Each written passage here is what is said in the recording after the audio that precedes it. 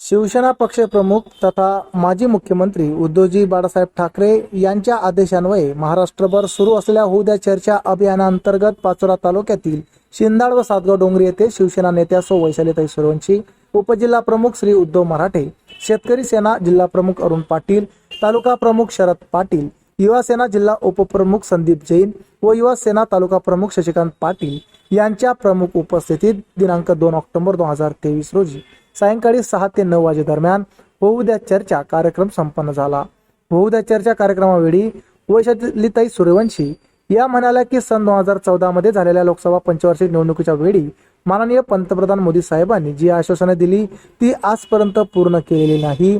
शेतकऱ्यांना कर्जमाफीपासून वंचित ठेवले आहे, कर्ज वसुली सक्तीची आहे म्हणून आत्महत्येचे प्रमाण वाढले आहे, उत्पन्नाला हमी भाव नाही, शेतकऱ्यांच्या पिकाला दुधाला भाव नाही, शेतकऱ्यांचे पांढरे सोने कापूस पिकाला भाव नाही, खरेदी केंद्र बंद पडलेले आहेत, आजही कापूस शेतकऱ्यांच्या घरात पडून आहे, आरोग्याच्या सुविधा कोडमडल्या आहेत, इमारती उभ्या केलेल्यात, डॉक्टर्स नर्स इतर स्टाफ भरती नाही, साथीच्या लसीकरणाचे औषधे उपलब्ध नाहीत, सर्पदंश श्वानदंश यावरील औषधे सरकारी रुग्णालयात नाही, सरकारी दवाखान्यांचे फक्त इमारतीचे टोले जंगले उभे केले आहेत।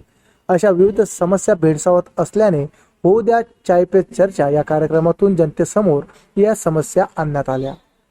त्या शाळांची संख्या कमी करून दारूच्या दुकानांची संख्या वाढवण्याचा प्रस्ताव तुम्ही 4-8 दिवसापूर्वी वाचला असेल पेपरला की शाळांची संख्या कमी होणार आहे आणि दारूची दुकानं वाढणार आहेत। हे तुमच्यातलं कोणाला मान्य आहे मला सांगा।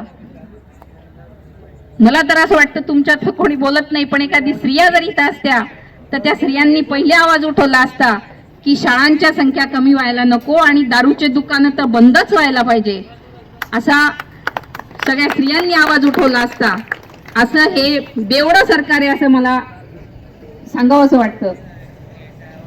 शिक्षणाच्या बाबतीत झाल्यानंतर आपण अजून एक पेपरला बातमी वाचली असेल की अभियंता ते शिपाई या म्हणजे अगदी शिपायापासून तर अभियंत्यापर्यंत सगळे जे काही पद आहेत ते सगळे प्रायव्हेटीकरण त्याचं झालंय, त्याचा कॉन्ट्रॅक्ट देऊन कॉन्ट्रॅक्ट बेसिसवर ते होणार आहेत।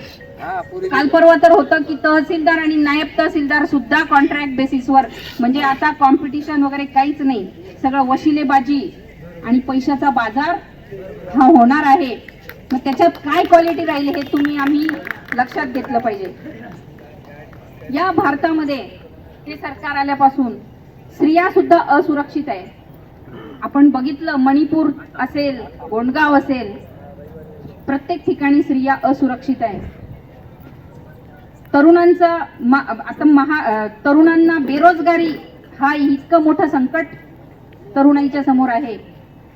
तुम्ही जे मोठे मोठे उद्योगधंदे आहेत ते तुम्ही बाहेर पळवून नेतायत, गुजरातला नेतायत। महाराष्ट्रातले उद्योगधंदे गुजरातला जातील, मग आमच्या तरुणांनी काय करायचं हा खूप मोठा तरुणाईच्या समोर प्रश्न आहे। आणि आमच्या ग्रामीण भागात तर नोकरी नाही म्हणून त्या मुलाला मुलगी सुद्धा मिळत नाही, इतकी वाईट कंडिशन आज तरुणांवर आलेली आहे।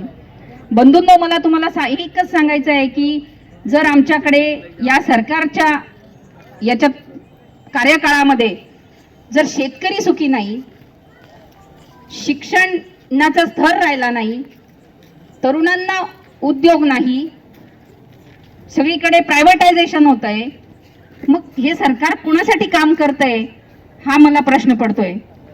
कुणाच्या भल्यासाठी करताय? अदानी अंबानींच्या भल्यासाठी फक्त चाललंय हे सगळं। ह्या सगळ्या गोष्टी आपल्यापर्यंत पोहोचल्या पाहिजे, म्हणून ही होऊ द्या चर्चा याचं आयोजन उद्धव साहेबांनी सांगितलं।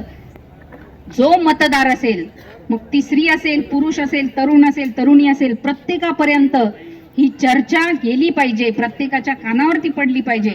आपण सोशल मीडियावर ऐकतो, परंतु आपण जेव्हा जेव्हा प्रत्येक गोष्ट ऐकून जेव्हा आपल्या कानावर पडेल तेव्हा आपलं मतांचं परिवर्तन होईल।